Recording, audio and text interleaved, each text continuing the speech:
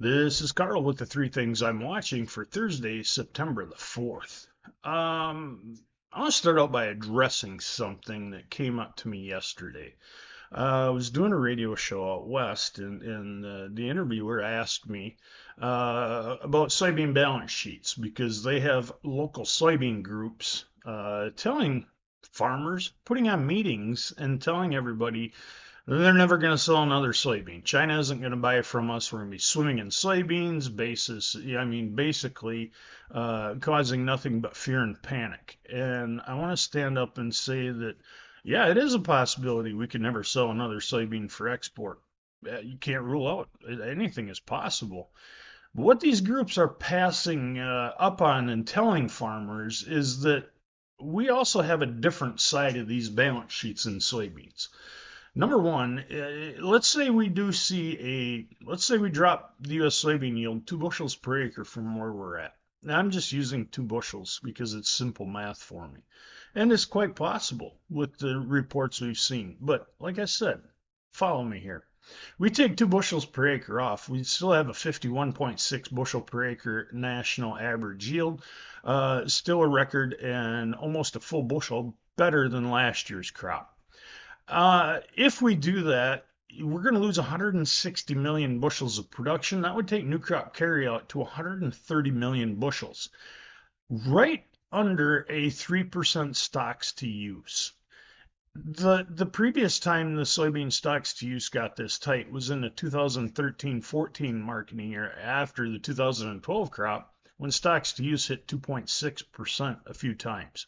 Um, I'm not saying that soybeans are going to skyrocket. I'm not saying that values are going to, that we're in a bull market, but we certainly are not in what I would call a bear market in the soy complex.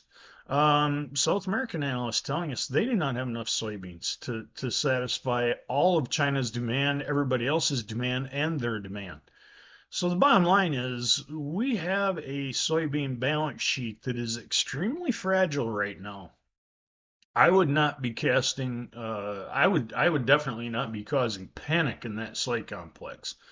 Let's see how things shake out in the next few weeks, and let's see what the yield really is. Because even if we are at 53.6 bushels per acre and nothing changes, we are still in a rationing position on our new crop carryout at 290 million bushels.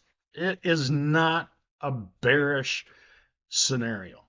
I'm not going to say it's outright bullish and we're going to see beans in the teens, but I got to feel our downside pressure is limited right now. Second thing I'm watching, the U.S. potential U.S. government shutdown. This is what has caused panic in the market, and this is why we've seen a lot of safe haven buying in gold right now. Gold putting in new all-time highs. A little bit more concern over the shutdown because of the wide discrepancy and the differences we have in Congress right now. So we'll be watching that here. And the third and final thing, I'm keeping a close eye on U.S. water levels. Mississippi River starting to drop a little bit. These dry conditions in the eastern Corn Belt not feeding the river systems. Nothing major yet, no major draft restrictions, anything like that. But forecasters believe water levels are going to continue to drop through the month of September. It could be something worth monitoring towards the end of, we get into harvest and we're not able to use the river as much as we are. It could be an issue. We'll keep an eye on that. And it's not just for exports, it's getting fertilizer back up the river that is also going to be a problem if we continue to see water levels drop. Those are the three things I'm watching today.